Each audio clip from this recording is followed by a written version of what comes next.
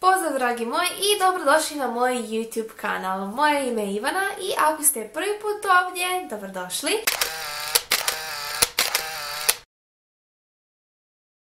Danas za vas sam pripremila jedan kozmetički new in. Prošli video koji ste gledali je bio zapravo new in, odnosno try on haul, znači sve posvećeno odjeći i modi.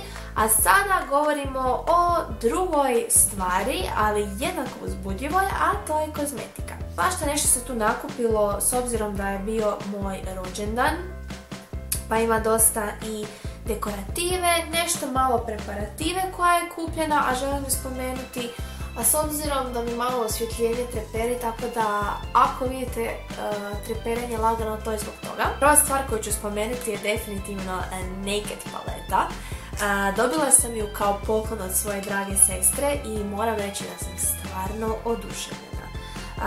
Nikad u životu nisam imala paletu čije su nijanse, dakle, toliko, ali toliko savršene.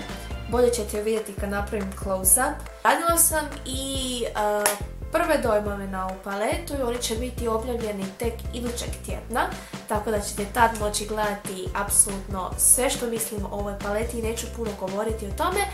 Druge dvije stvari sam kupila već podosta davno. Kupila sam još jednu tubicu ovog Essence Camouflage 2 u 1 Makeup and Concealer pudera. Ovo je puder koji obožavam, košta jako malo novaca, a iskreno mislim da vrijedi puno više.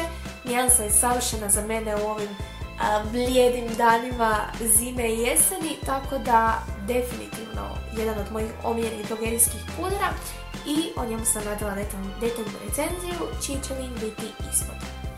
Jedna od novih stvari u našim drogerijama je ovaj Baleine spray za fiksiranje koji sam kupila dakle unazad mjesec dana i nisam ga toliko puno koristila baš za fiksiranje jer iskreno ne znam zašto, to je korak koji stalno zaboravljam. Nisam ga imala prije nekako naviku često koristiti, odnosno bilo kakav spray za fiksiranje nisam imala naviku prije koristiti i tako je to jednostavno i ostalo. Tako da ga više sad koristim za nekako fiksiranje sjenila na očima, da smočim kistove, primjerice kad koristim pigmente i slično. Znači za te nekakve pomoćne stvari, ali voljela bi ga više isprobati i dobrano testirati dakle na licu da li zapravo,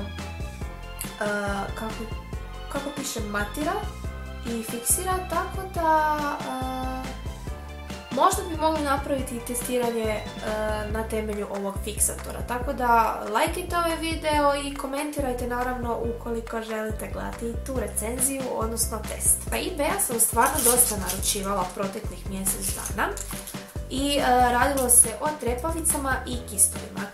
Trepavice sam već recenzirala, dakle većinu njih, međutim jedne mi nisu stigle na vrijeme za snimanje tog videa, a radi se o ovim 3D trepavicama koje na kraju su, drago mi je ili mi je zapravo žao što nisu bile u onoj recenziji, s obzirom da su trepavice koje su bile totalno ne ono što sam naručila sa slike.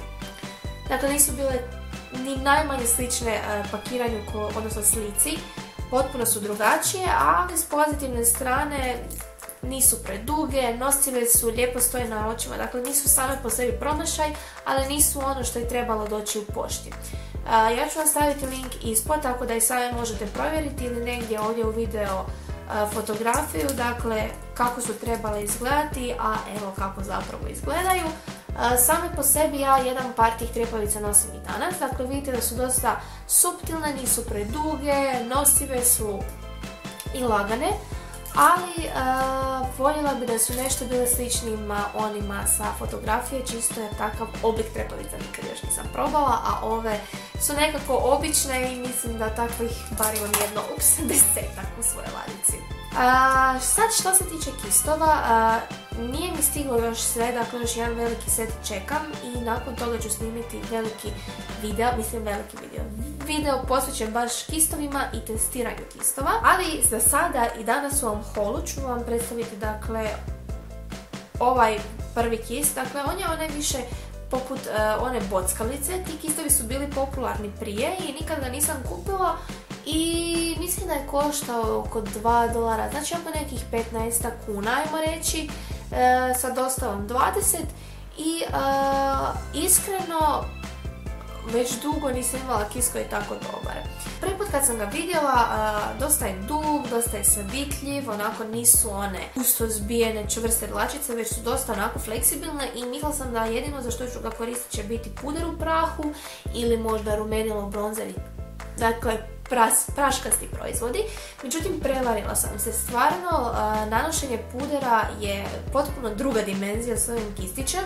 Link ću probati staviti ispod ovog videa, iako mislim da sam vidjela na eBayu da je zapravo nestao, tako da ga ne mogu više pronaći, nažalost. Upravo danas mi je u pošti stigao ovaj veliki set kistića. Sad nisam sigurna koliko su točno koštali, ali mislim da je otprilike 20-30 kuna koliko inače koštaju ovakvi kistovi, možda čak i manje.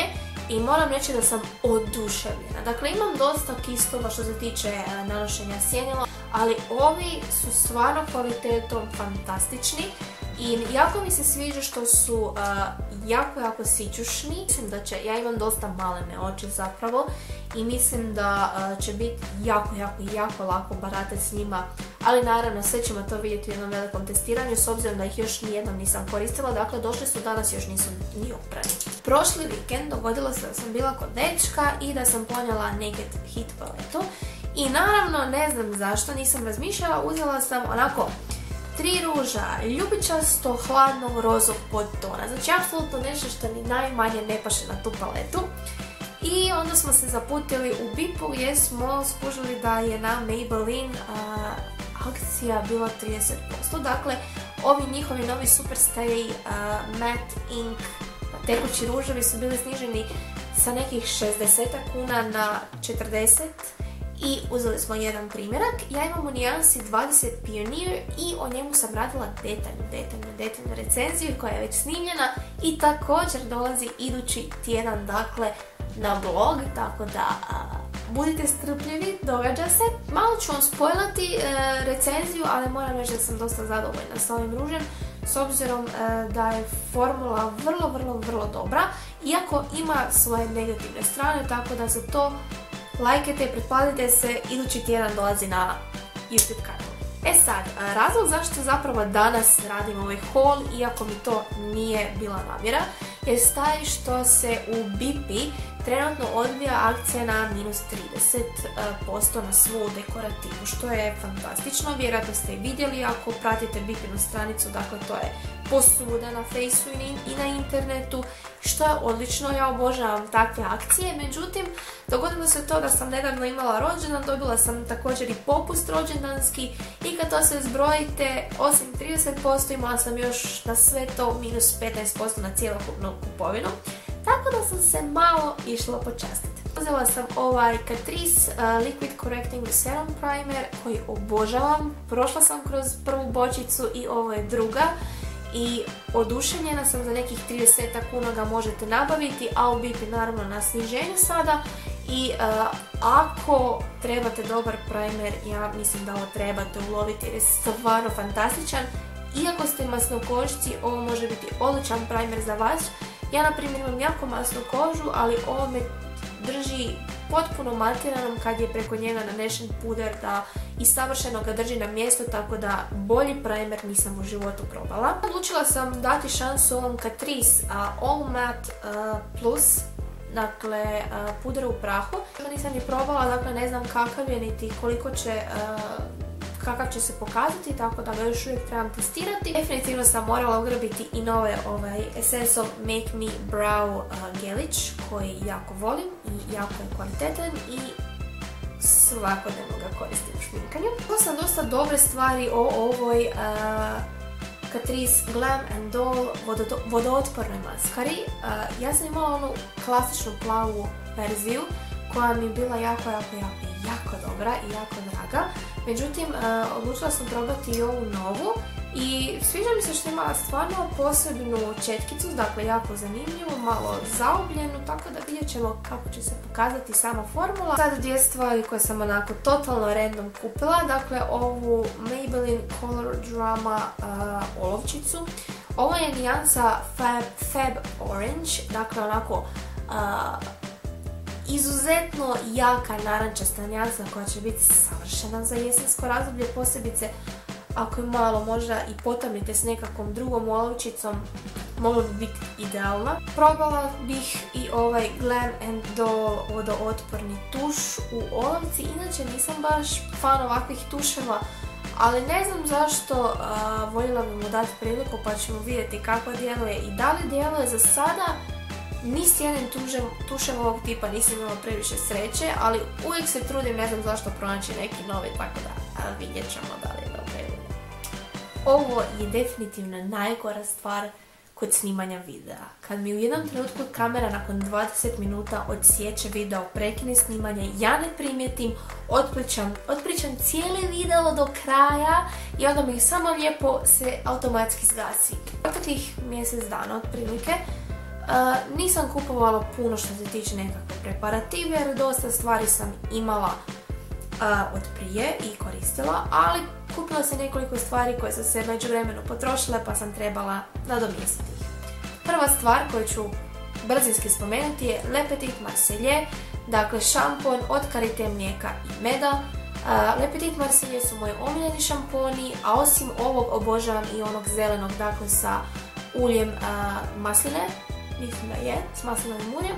I nijedan drugi šampon, nijedna druga linija, nijedan drugi brand moju kosu ne čini toliko zdravom i savršenom kao ovi šamponi i već sam toliko puta ih spomenula do sada i na svom blogu i ovdje na YouTube-u da bi bilo smiješno da još više govorim o njima. Također kupila sam opet ovaj Fa Mystic Moments gel za tuširanje, meni osobno jedini gel u drogerijama koji drastično miriše.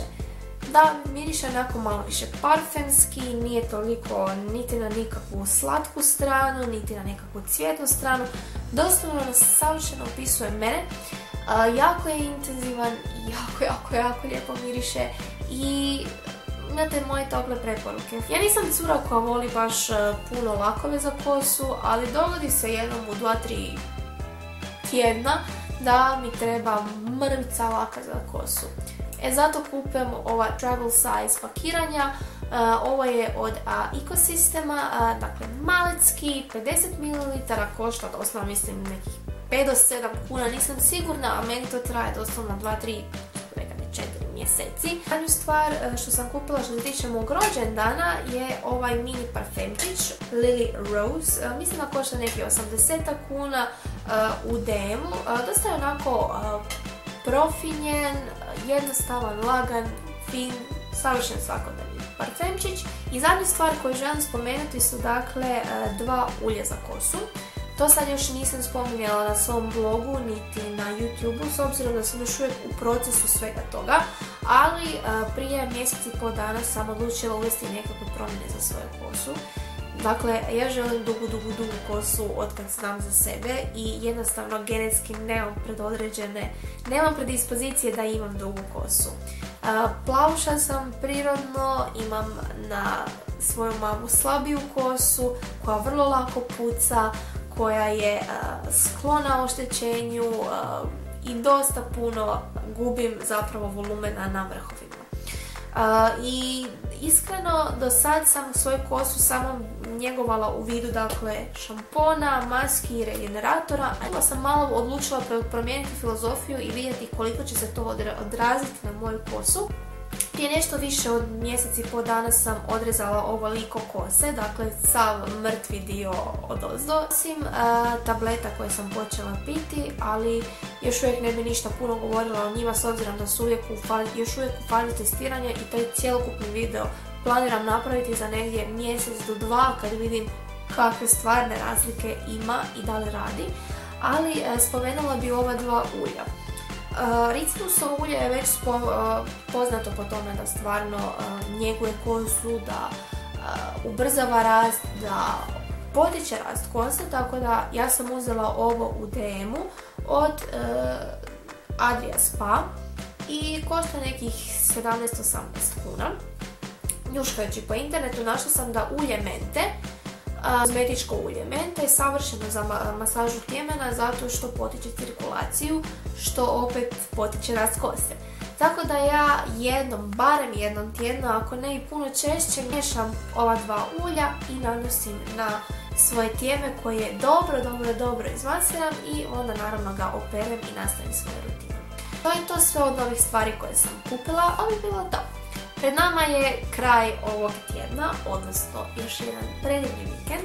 Ja vam želim da uživate, da se lijepo odmorite, da se opustite. Hvala vam puno na gledanju i do idućeg tjedna kada se gledamo u raznim recenzijama ovih stvari koje ste vidjeli u ovom videu.